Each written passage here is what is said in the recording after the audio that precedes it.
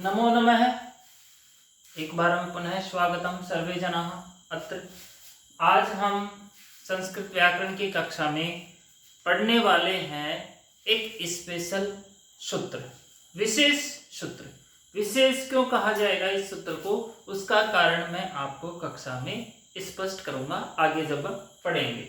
तो ये सूत्र जो है, आज जो हम सूत्र पढ़ेंगे उस सूत्र का नाम है अनंग सौ। वैसे तो सूत्र जो है ना बहुत छोटा सा है, अनंग सौ इतना छोटा सा ही सूत्र है, लेकिन इसका काम जो है ना वो बहुत बड़ा है। पूरी कहानी की कहानी मतलब पूरी शक्ल बदल देता है अगले की, है ना, पूरा का पूरा चेंज कर देता है ना। तो सूत्र को समझने के लिए सबसे पहले हम इसके पदच्छेद करते हैं। तो भाई साहब इसके पदच्छेद तो ऑलरेडी हो रखे हैं, पदच्छेद करने की जरूरत ही नहीं है। पाणिनि महोदय ने अपने को पहले ही पदच्छेद करके तैयार रखा है। भाई तुम परेशान हो तो हर बार पदच्छेद करते हो, मैं पदच्छेद करके देता हूँ। इस सूत्र का पदच्छेद ही हो रखा है, लेकिन समझ में नहीं आ रहा। इसमें एक चीज तो मुझे समझ में आ रही है कि सौ का मतलब तो होता है सु, जैसे घे का मतलब घी संज्ञा हुई थी, तो सौ का मतलब सु, सु प्रत्यय है ना, सु औजस, तो वो वाला सु प्रत्यय ये तो। लेकिन ये अनंग क्या है, ये तो पहली बार ही आया है। अनंग, अनंग क्या है, इसको समझने के लिए हमें इस सूत्र की वृत्ति समझनी होगी, और वृत्ति यहाँ पे लिखी हुई है, ठीक है। तो वृत्ति को समझने के लिए अपने को एक एक शब्द का हमें यहाँ पर अर्थ करना होगा कि क्या लिखा हुआ है। ये अनंग वाली बीमारी है क्या चीज, इतना से समझ में आ रहा है कि ये सुप्रत्यय के रहते हुए ये कुछ ना कुछ अनंग कोई चीज यहाँ पे होती है जिसकी कंडीशन सु होती है, ठीक है। मतलब कि या तो सु दो जगह होता है, एक तो होता है कि प्रथमा एक वचन में सु दो जगह प्रत्यय होते हैं, एक तो होता है प्रथमा एक वचन में और एक होता है संबोधन के एक वचन में। इन दोनों जगह ही सु प्रत्यय होते हैं। तो अब ये प्रथमा और संबोधन कंडीशन इसकी क्लियर हो गई कि ये संबोधन और प्रथमा के अंदर ही काम करेगा। आगे और इसकी क्लियर हो जाएगी क्या चक्कर है। देखो सबसे पहले इसमें लिखा हुआ है सख्यु। सख्यु जो है वो है सखी शब्द से बना है, सखी शब्द से यहाँ पर सख्यु बना है कि सखी के अंग से, यानी अंग को, सखी के अंग को। अब इस सखी का अंग क्या होता है, देखो जैसे यहां पर अपना शब्द है सखी शब्द।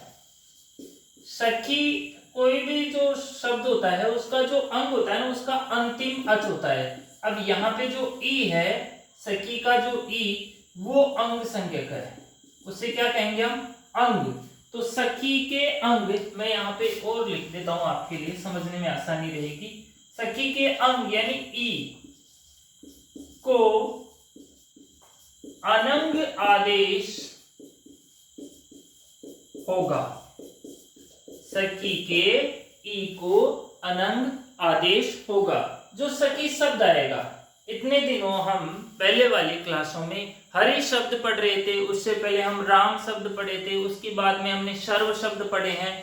अब हम जो आगे पढ़ने वाले हैं वो पढ़ेंगे सखी शब्द, ठीक है। सखी शब्द जो हम पढ़ने वाले हैं, तो सखी का जो ई होगा उसका जो मतलब अंग जो मतलब ई होगा, उसको यहाँ पे कौन सा आदेश होगा, अनंग आदेश होगा, ठीक है। क्या प्रथमा एक वचन में होगा, संबोधन के एक वचन में होगा, या दोनों जगह होगा। इसके लिए यहाँ पे लिखा हुआ है असंबुद्धौ सो, असंबुद्धौ सो, ठीक है। सु प्रत्यय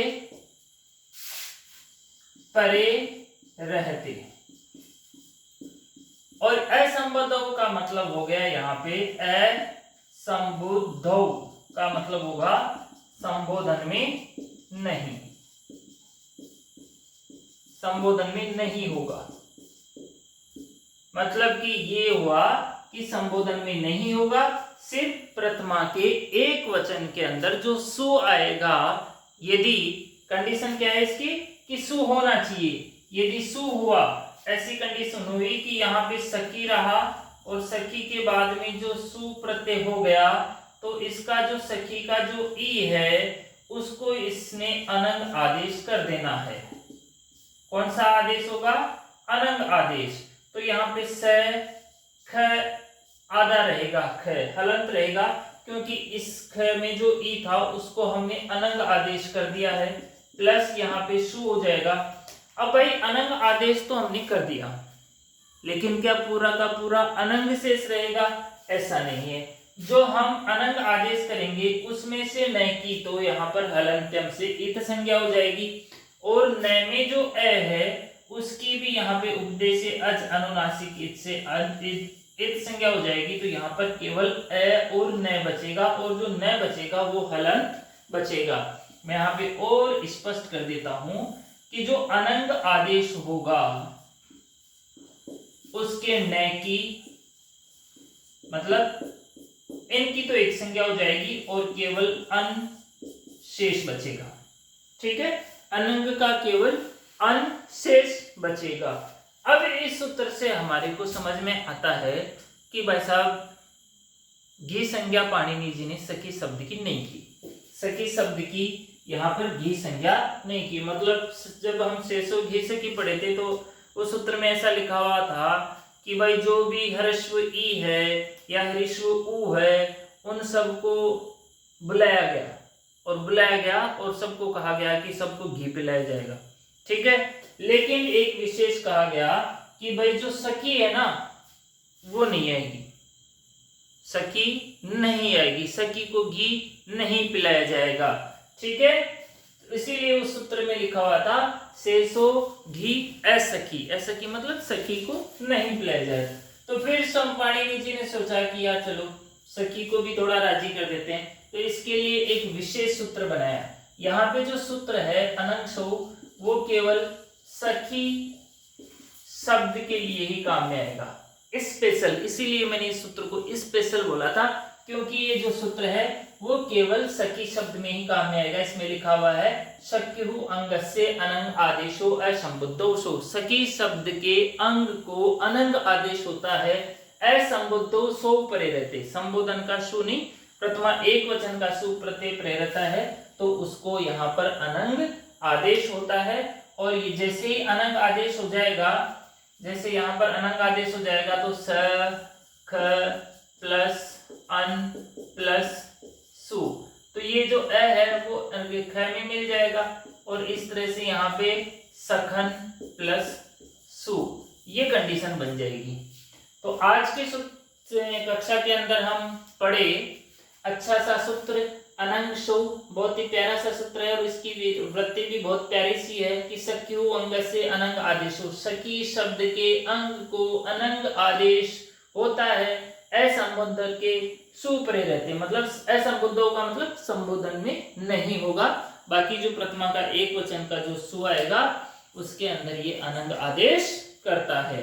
तो आज के लिए अपनी क्लास एक छोटा सा सूत्र, आप इसे स्क्रीनशॉट ले सकते हैं, उतार सकते हैं। धन्यवाद, थैंक्स।